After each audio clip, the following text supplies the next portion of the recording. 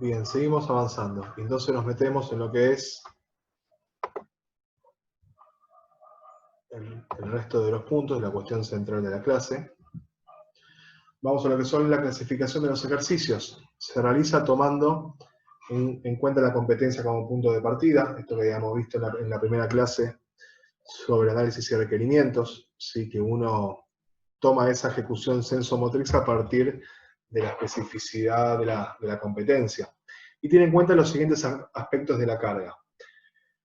Los factores que tienen que ver con la intensidad, dentro de lo que es el deporte mismo, la intensidad más que nada se traduce en lo que es la velocidad de ejecución, pero si nos vamos al ámbito de la fuerza, tenemos términos absolutos y términos relativos. Términos absolutos son los kilos que nosotros levantamos, y los términos relativos son los porcentajes de los kilos que levantamos en cuestión de porcentaje con respecto a un máximo teórico, ¿sí? O un 100% o una repetición máxima.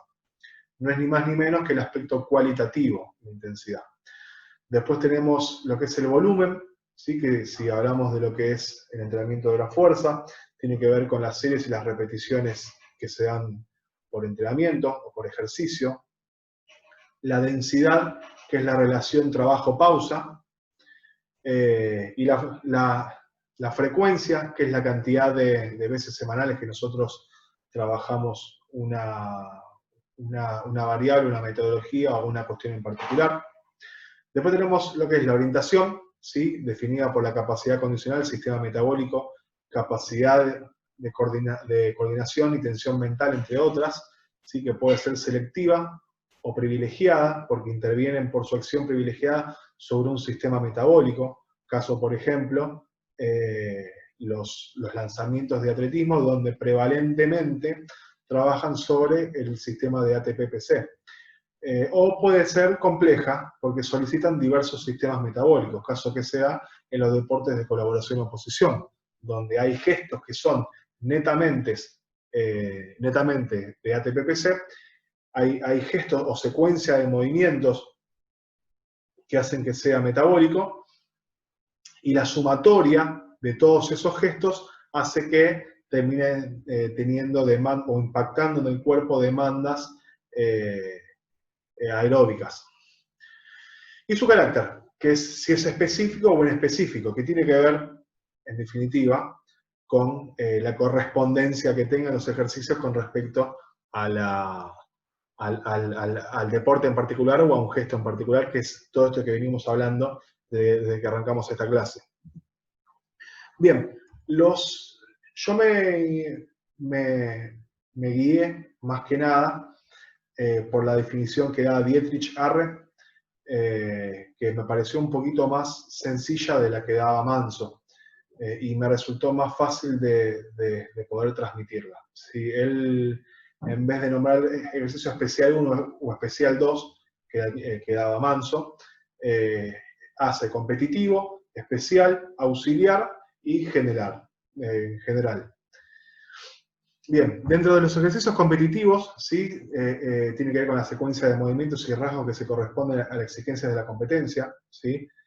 Tiene que ver con características de la carga iguales a la competencia. Esto es básicamente la competencia en sí. Hay pocos deportes donde se puede llegar a replicar lo más posible lo que pasa con respecto a la competencia, que por lo general son los deportes muchas veces de tiempo y marca, caso levantamiento olímpico, caso atletismo, donde uno puede hacer como si estuviera compitiendo, cosa que es totalmente imposible, aún en ese tipo de deporte, porque hay cuestiones referidas a cognitivas, ¿sí? O de estrés o tensión mental impuesto por la competencia que no se puede dar en un entrenamiento, pero esto se da en mucho menor medida en los deportes de colaboración y oposición o de oposición. Si no se compite, es imposible hacer un ejercicio competitivo. Se deben realizar ejercicios que sean idénticos a la competencia, ¿sí? Capacidades condicionales específicas y transferibles a las de competición. Se utilizan en el periodo competitivo y periodo preparatorio específico, que pueden llegar a ser los amistosos, ¿sí? donde uno está compitiendo con las reglas propiamente dichas del deporte, si no, no se puede, o no se dan estos tipos de ejercicios. Dentro de los ejemplos tenemos deportes de oposición y colaboración y oposición, se realiza el partido o acción competitiva con reglas oficiales. Esto que veníamos diciendo recién. En los deportes individuales se realiza la acción competitiva con las mismas reglas, ¿sí? Factores de la carga, peso del elemento si los hay, caso de levantamiento olímpico o lanzamiento de atletismo. Se puede llegar a dar, por ejemplo, o trabajar en levantamiento olímpico, en un entrenamiento realizar los 3 intentos con los 3 jueces, donde cada uno lo evalúa como si estuviera realizándolo en una competencia. Pero esto es totalmente difícil de trabajar en los deportes de colaboración y oposición porque uno tiene otras cuestiones, otras variables que entran en juego cuando está compitiendo, caso de la toma de decisión con respecto al rival. Cuestión que no se da quizás en lo que es el levantamiento olímpico, porque uno compite siempre contra un elemento que no tiene sentimientos. Después tenemos lo que son ejercicios especiales, ¿sí? Son ejercicios idénticos al movimiento, realizados en competencia, pero con una carga distinta. Son ejercicios o movimientos parciales o similares a la competición, o que al menos activan los mismos grupos musculares. Digamos que en este mismo grupo se daba lo que Manson daba como especial 1 y también especial 2. ¿Sí? Se pueden llegar a dar esos dos grupos. Estos ejercicios mejoran la condición física y la coordinación con los elementos técnico-tácticos, utilizan una variación de la carga respecto a la carga de competencia. Esto vamos a ver que dentro de las características o los ejemplos de ejercicios especiales, tenemos movimientos similares a los de competencia con variación de la carga, ¿sí? Que puede ser repetir una X cantidad de veces una misma secuencia de ataque o de defensa, si hablamos de un deporte de colaboración y oposición. Se puede dar en un espacio reducido, quizás una parte, una salida de costado, pienso por ejemplo en el básquet, donde uno trate de buscar esa misma intensidad, pero esa misma secuencia esté acotada y se trabaje puntualmente ese aspecto. Carga distinta a la de competencia puede ser mayor o menor, ¿sí? En deportes de oposición y de colaboración y oposición, las competencias de entrenamiento, si no se realizan respetando las reglas oficiales, tienen carácter especial. Si en deportes de resistencia se varía la intensidad, siendo esta menor a la competencia, por ejemplo, el ritmo de carrera menor, se trabaja sobre la misma distancia, pero a un ritmo de carrera menor. O distancias acotadas a mayor intensidad también se puede trabajar. Se utilizan más que los otros ejercicios en la mayoría de los deportes, en todas las etapas de entrenamiento, pero varía el volumen si se entrena el aspecto técnico, táctico o condicional. En deportistas jóvenes, este tipo de ejercicio se debe aumentar de manera más paulatina, ¿sí? Más despacio, más suave. Se utiliza principalmente en periodos específicos y competitivos, ¿sí?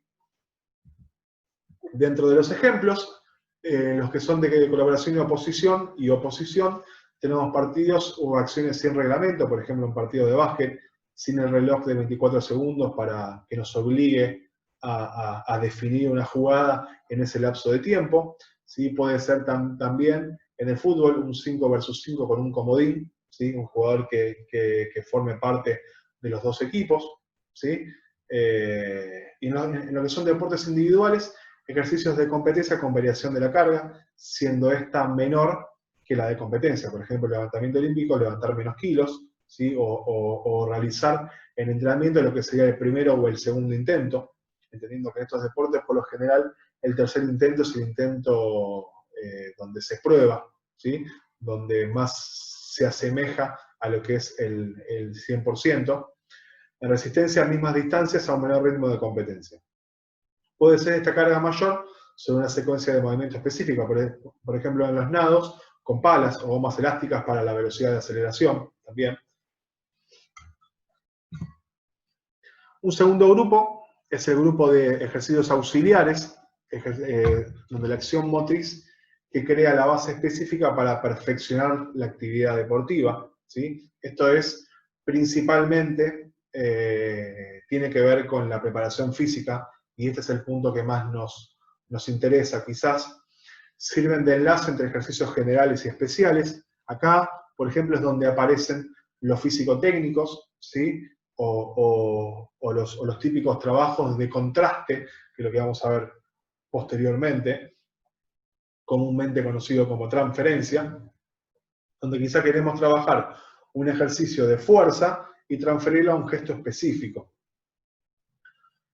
Son específicos del deporte, ¿sí? Tenemos lo que es la prevención o reducción, más que prevención, reducción de lesión, la optimización del rendimiento, referida a la capacidad física, capacidad condicional específica, ¿sí?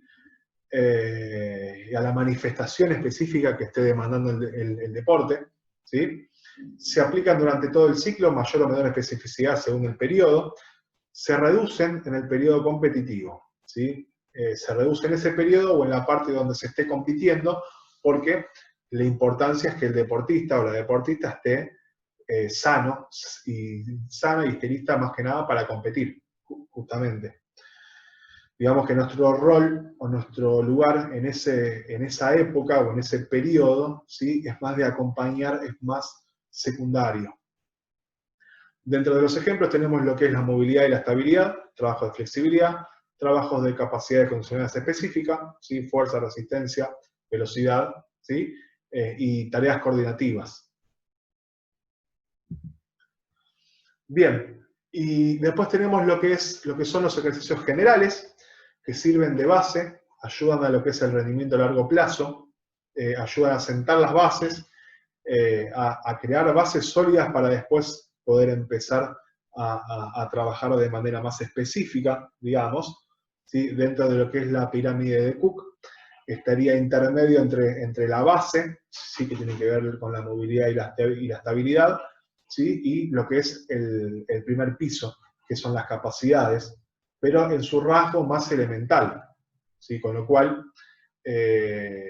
si se acuerdan, cuando desarrollamos lo que era el apartado de pliometría, ¿sí? Para poder trabajar de manera eficaz y eficiente sobre todas las cuestiones, los gestos pliométricos, se necesita tener una buena base o un buen piso de fuerza. Bueno, digamos que ahí es donde tiene que ver con este ejercicio general. Es importante las etapas de desarrollo, ¿sí? No solo estamos hablando de fuerza máxima, sino que estamos hablando también de fuerzas en cuestiones estructurales o fuerza de base, ¿sí? Porque también quizá termina quedando como que estamos haciendo hincapié solamente en lo que son los valores máximos de fuerza, sino que estamos haciendo hincapié a todo ese camino previo antes de pasar a la especificidad, ¿sí? Que es preparar tejido blando, preparar todo el circuito interno para poder después aplicar, en el caso que la demanda sea de fuerza exclusiva, por supuesto. No se asemeja en nada al ejercicio competitivo, ¿sí? Es bastante opuesto a la especificidad. Trabaja cualidades de base, técnicas y condicionales, ¿sí? Dentro de los ejercicios no orientados, por ejemplo, correr, tenemos capacidades motoras básicas, que se puede dar en periodos competitivos y de transición, ¿sí? A modo de recuperación, ¿sí? Mental, física y mental. Para algunos deportistas quizás es liberador poder salir a trotar un poco, ¿sí? Quizás no está del todo comprobado este concepto regenerativo, pero yo entiendo que para muchos deportistas sirve para poder despejar la cabeza, con lo cual también suma. Ejercicios orientados, ¿sí? Capacidades condicionales básicas del deporte, técnica individual, ¿sí? Esto es las técnicas por separado, cuestión que a nosotros no nos compete, quizás porque no somos entrenadores, somos preparadores físicos, pero vale la pena también incluirlas en el grupo para que se entiendan. Dentro de los ejemplos tenemos gesto técnico individual del deporte, por ejemplo una bandeja en el básquet, un pase, un dribbling, y en el ejercicio de capacidad condicional de base, por ejemplo, carrera continua de resistencia aeróbica, ¿sí? Si hablamos de la resistencia aeróbica, y sentadilla, fuerza máxima explosiva, puede ser de cargas bajas a cargas altas, si estamos hablando de la capacidad condicional de fuerza, ¿sí? Bien, una vez terminado esto, ¿sí? Y analizado los tipos de ejercicios que nosotros podemos trabajar, y antes de meternos en lo que son principalmente los métodos, tenemos que ver los tipos de indicadores y formas de control de la intensidad que muchas veces quedan descuidados y muchas veces nos los confundimos o tomamos malas decisiones por no terminar de entender cómo funcionan, ¿sí? Sin ningún tipo de ánimo de realizar un juicio de valor. Pero dentro de los indicadores tenemos lo que es indicadores de la fuerza, perdón, de la intensidad de la fuerza, tenemos lo que es el porcentaje del RM, ¿sí? Que puede ser estimado de manera directa o de manera indirecta, ¿sí? Son, solamente nombrarla porque son cuestiones que ya han visto en lo que es evaluación, ¿sí? En años anteriores. Tenemos lo que es el test directo de RM, que es medir sumando kilos, ver hasta cuánto puede llegar en una sola repetición máxima. Y el test indirecto, que tiene que ver con las fórmulas, que son las fórmulas que ven ahí en pantalla, ¿sí? Dentro de las consideraciones, porque uno por lo general, muchas veces desde el desconocimiento, ¿sí? Comete errores que son básicos a veces y groseros otras veces. Los tipos de deporte a entrenar, ¿sí? ¿En qué tipos de deportes nos conviene evaluar o es más fiable, ¿sí? O es más válido, ¿sí? Poder tomar un porcentaje de RM o un test de RM? Más que nada en los deportes que tengan gran incidencia en la fuerza. Con lo cual tiene que tener, como dice el segundo punto, un grado de experiencia en el entrenamiento de la fuerza un tanto más avanzado. Como por ejemplo deportes, bueno, por supuesto el levantamiento olímpico, deportes como el judo, deportes como el rugby, deportes como lanzamiento, por supuesto, ¿sí? Lanzamiento en atletismo. Son deportes donde vienen trabajando la fuerza, porque es fundamental, si bien en todos los deportes es clave trabajar la fuerza, hay deportes donde culturalmente, ¿sí? Se trabaja desde antes y tienen mucha más experiencia en el desarrollo del entrenamiento de esta capacidad. Con lo cual, en esos casos, ¿sí? Se puede llegar a evaluar un RM. Sabemos, por ejemplo, que el levantamiento olímpico y levantamientos de potencia, que son los dos ejemplos de las fotos de abajo, el caso de la izquierda, levantador haciendo un arranque, el de la derecha, un potencista haciendo una sentadilla. Los terceros intentos que se dan en la competencia son 3 intentos.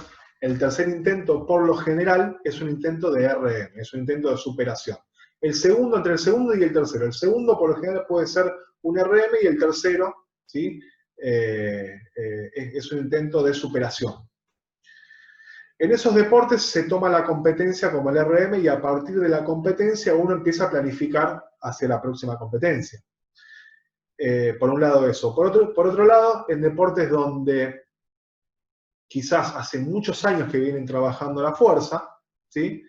Hace muchos años que lo vienen trabajando de manera paulatina, suave, pero a pasos seguros, uno más o menos sabe a partir de 5 repeticiones máximas cuánto puede llegar a ser su máximo. O es más fiable realizar un test de 5 repeticiones máximas, por ejemplo. Ahora, estas cuestiones no se dan para nada cuando uno trabaja con deportistas que están iniciándose, ¿sí? Que seguramente el RM se sobreestime o se subestime, ¿sí? Y que además, como no tiene base en el entrenamiento de la fuerza, rápidamente va a aumentar sus valores semana a semana. Digamos que cuando alguien está iniciándose sobre el entrenamiento de la fuerza, los primeros avances, ¿sí? Productos de la coordinación intra e intermuscular y todo el desarrollo de ese cableado interno, hace que el aumento de los porcentajes sean muy avanzados y muy agigantados. Caso contrario, contra un deportista más avanzado en términos de entrenamiento de la fuerza, donde es muy difícil aumentar hasta un 5% por año, con lo cual uno ya sabe más o menos cuáles son 5 kilos más, 5 kilos menos su RM. Con lo cual es mucho más fácil poder estimar y poder dosificarlo. Eso entraría dentro de lo que es bueno, tiene un grado de fiabilidad bajo, como es el último punto, en deportistas que están recién empezando. Con lo cual quizás lo recomendable sea trabajar con otras herramientas que son las que vienen. Y errores, eso como errores básicos, como errores groseros, sería tomar un test de RM sin que haya una adaptación previa, ¿sí? Sería tomar un RM tanto directo o indirecto en personas que están recién empezando, que nunca hicieron fuerza, ¿sí? O en edades tempranas, con lo cual no tiene ningún tipo de sentido agarrar y evaluar o testear a una deportista o a un deportista que recién está empezando, cuando la realidad es que para testear en un ejercicio, la técnica debe ser la correcta y debe realizarlo bien. Ese es un tema a tener en cuenta. Una segunda forma, ¿sí?, es la que propone González Vadillo, que tiene que ver con el carácter de esfuerzo, que como bien dice ahí en la definición, es la relación entre las repeticiones realizadas por sobre las realizables dentro de una serie. ¿Sí? Dentro de las consideraciones, cuanto más nos acerquemos a lo que podemos hacer, o a lo que podríamos hacer, mayor será el carácter o grado de esfuerzo y mayor será la fatiga. ¿Sí? Y a partir de ahí tenemos lo que se ve en el cuadro de abajo, que lo dejo para que lo vean, pero no voy a describirlo mucho porque lo voy a dejar que lo debatamos en clase, o que lo veamos en clase. Por ejemplo, si yo hago 4 series, o 4 vueltas, de 6 repeticiones, con un peso para hacer 6 repeticiones, el carácter de esfuerzo va a ser alto o máximo, ¿sí? Con lo cual no me sobra ninguna repetición.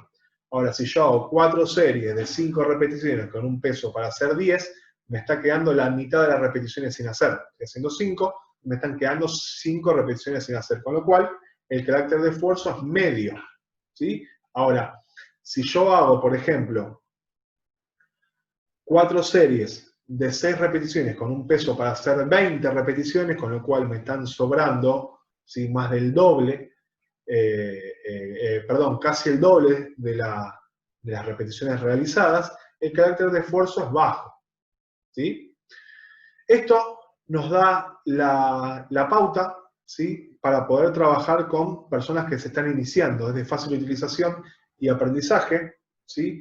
Requiere de un proceso, por supuesto, de conocimiento propio. Al principio no van a saber cuántas repeticiones les sobran. Esto tiene un tiempo y les recomiendo que tengan paciencia, pero tiene un grado de fiabilidad medio alto.